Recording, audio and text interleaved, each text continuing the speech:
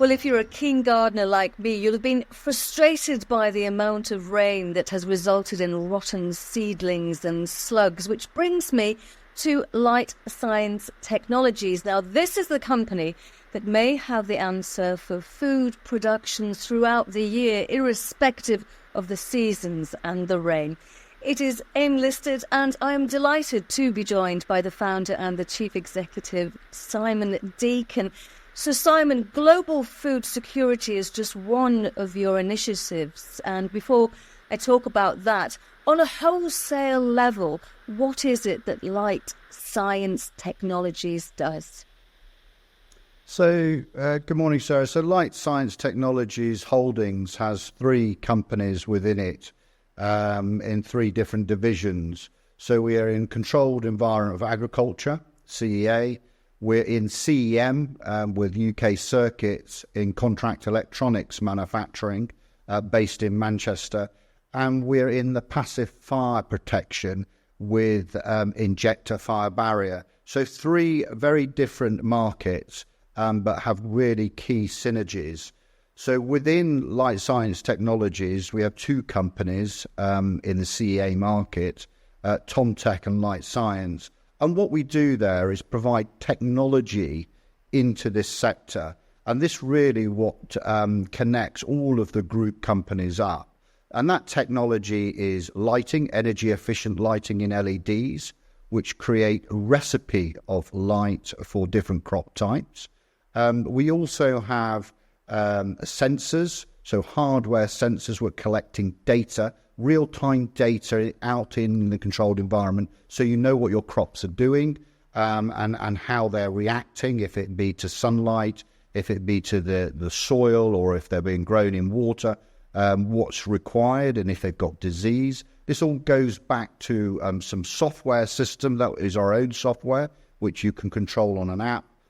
And then from there, it goes to a control system so that it's controlling all automation with a bit of AI in there, which is coming on stream, where it's learning from what it's predicting and what's going on in the environment. If you're in a vertical farm, which is a very enclosed environment, or a glass house, or a polytunnel. So we've got lots of strings to our bow with irrigation, control system, software, sensors, and lighting. And we provide that turnkey solution and turnkey product range for our customers.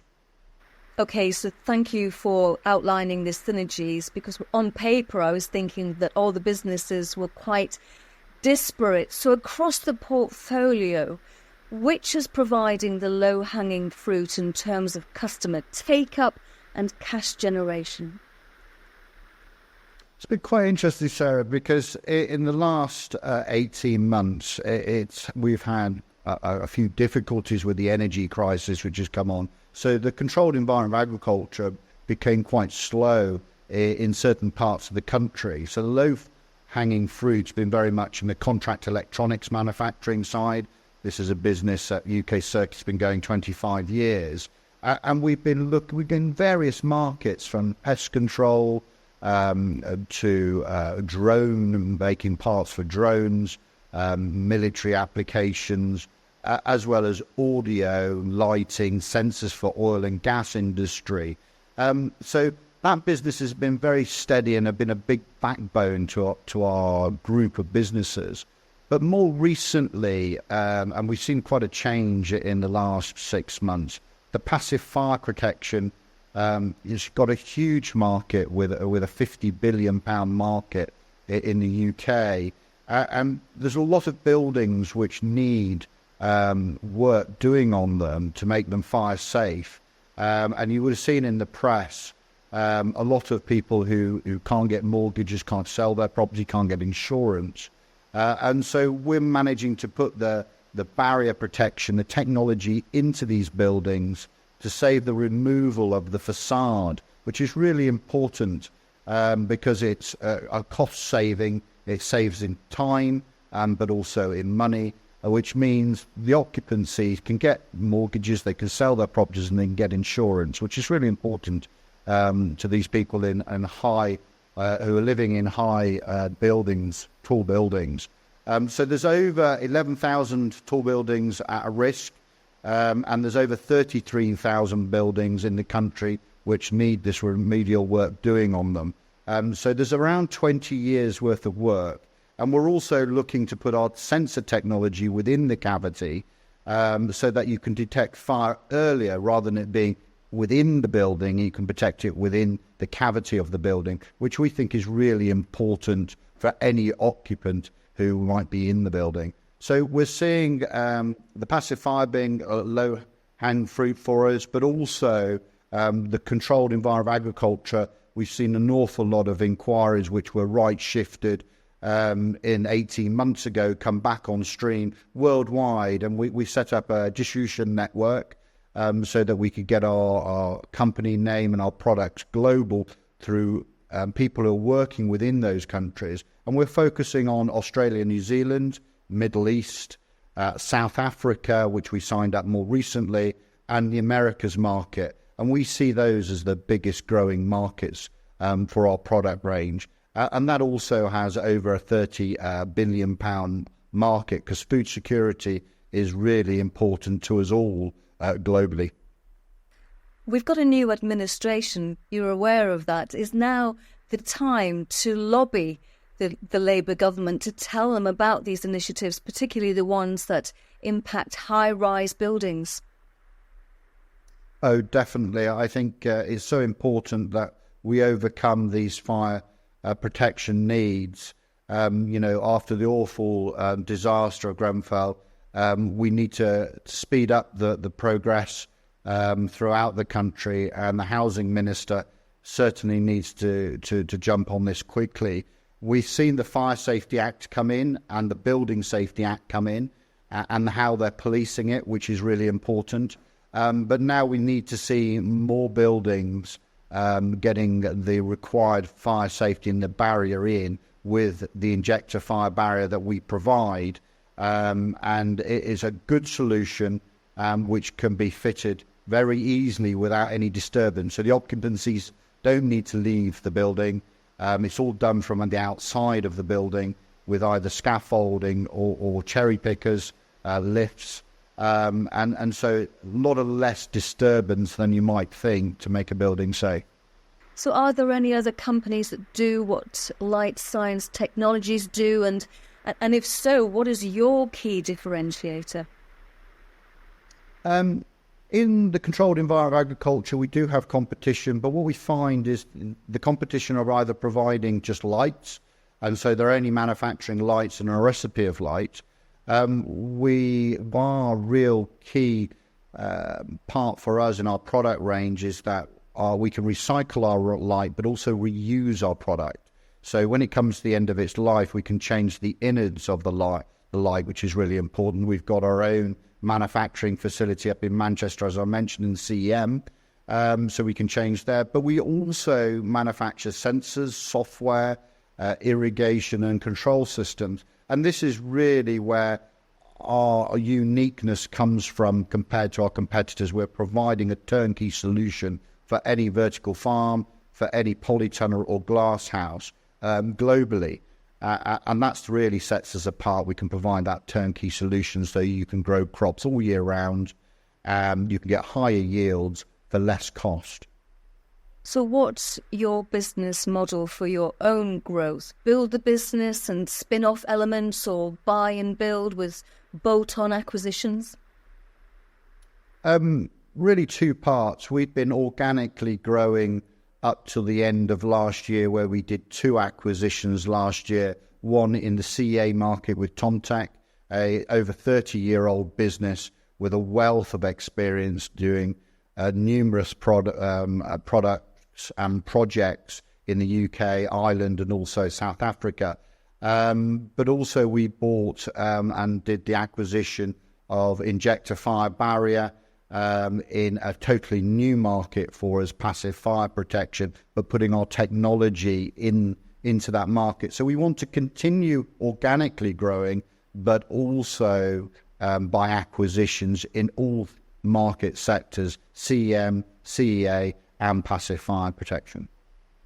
You mentioned AI earlier on in our conversation, so I was wondering if you were going to be buying an AI business looking for a partner who's got AI superiority, or developing it yourselves? Little bit of both, Sarah. We have been developing it ourselves behind the background for the last really 3 years. And it's having that database, to having the right collection of data within what you're learning from. We've got the hardware, so we've got the sensors, we've got the control systems, and we've also got the software. So now it's collecting the data so that a growing environment can start predicting what is required, and that's what we're doing. So that's coming on strong, and we look to see that rolling out over the next coming years. Okay, because to me, I'm hearing research and development, which tends to be quite cash hungry. So when do you expect to be cash flow positive? We were EBITDA positive for the first time, and this H1, which we gave out the results for just over a week ago. So we're very pleased with that result, and also our revenue and margins are growing. So very pleased with that result. And so it's certainly going in the right direction. Margins increasing, revenue going up, and all 3 divisions contributing to our requirements and creating that cash generative. And what were the other key highlights from your recent trading update, in addition to being EBITDA positive? Oh, so many. We were really pleased. The management were really pleased with progress. As a team, the team have done a really good job. So the 2 acquisitions I mentioned within Tomtech in the CEA market, the passive fire protection with Injecta fire barrier, those 2 acquisitions. A new board, we've got got a new chairman in Dr. Graham Cooley, and a new Ned in Richard Mills, who comes from the controlled environment of agriculture and is supporting our growth and our distribution network globally, which is really important to the food security and getting our product range out there. But also the new orders which are coming through in the CEM. We've got sports entertainment market, where we're putting electronics into golf balls, which is really exciting. So entering new markets in that industry. And then in the passive fire protection, we received more recently a new order in Nottingham for over 700,000. We're completing an order for just over 400,000 in Manchester. And those orders are coming through very quickly. And also in the CA market, we're seeing new orders come through, more quoting, and we obviously set up a new distribution agreement in South Africa. So there's been an awful lot going on in the last 6 months, and we see this just continuing with the work and the strategy that we've got in place. So you're the founder of the business. What inspired you to create the business, and are you now surrounded by the right team that will help you drive that ambition? I started in lighting, dare I say it, 32 years ago, and manufacturing lighting products. And this was all the days before LED came in. So growing that business, seeing the changes in energy efficient lighting, seeing our climate, and it's important that we see that we're using energy efficiencies in everything that we do, if it be lighting, control systems, what we put in our cars, and going to electric cars, EVs. And I also see that in food, so food miles, producing locally wherever you live.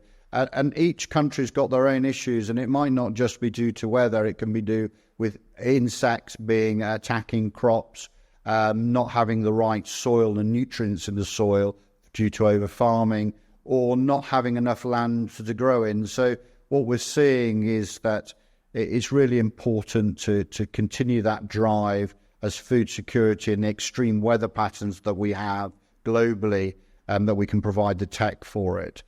So really for me, it's continuing that drive going forward. I love growing businesses, and I want to continue growing Light Science Technology Holdings in all the divisions that we have, and keep that strategy moving forward. It's very exciting times, and we're enjoying the challenge. And as you grow, you need more experience coming into the team. We've got a good team right now, but we want to continue growing the team. And so we've more recently employed a managing director in the passive fire protection business, Sean Tusker, who comes with over 20 years of experience. So we keep bringing in experience as we grow, which is really important. If you could choose a golfing celebrity to be the face of your golf ball initiative, who would it be? Oh, wow. Obviously, Tiger Woods is probably the best golfer of our time. I think he would be the right person. What he's done for golf has really brought it to, the younger generation. And what we've got to do is educate the younger generation in food security and passive fire and the CEM side of the business and manufacturing. And I think engineering, manufacturing, food security, all of these things that we're involved in as a group of companies is really important. So educating the people coming through into industry is really important to us. So I think that would be Tiger Woods. So finally, why should investors put Light Science Technologies on their portfolio watch list? I think investors should do that because we are in a really good growth industries, and we're not just in one market. We're in the controlled environment of agriculture, and that's all to do with food security. Really important global issue for all countries. We're in contract electronics, so we're manufacturing here in the UK, which is good for employment, but we're seeing a lot of reshoring coming back to the UK because of the uncertainties in the world. So we see that continuing. So I think we'll see a growth in manufacturing sector. And in the passive fire protection side of the business is so important, fire safety in the buildings that we live in. We're doing buildings which are only been built in the last 5 years, never mind buildings which are 100 years old. So it's really important that we're covering all sectors of the market. So we're in a good growth sector. There's over £100 billion market globally for us in all of those sectors. We're selling some high-tech technology. We provide a turnkey solution. And right now, we're with great value because we're growing globally, and we're really getting that strategy and fulfilling that strategy and that plan moving forward and making sure that we hit those targets that we've set out to do. So I think it's a great time to be involved with us as a business in those exciting markets.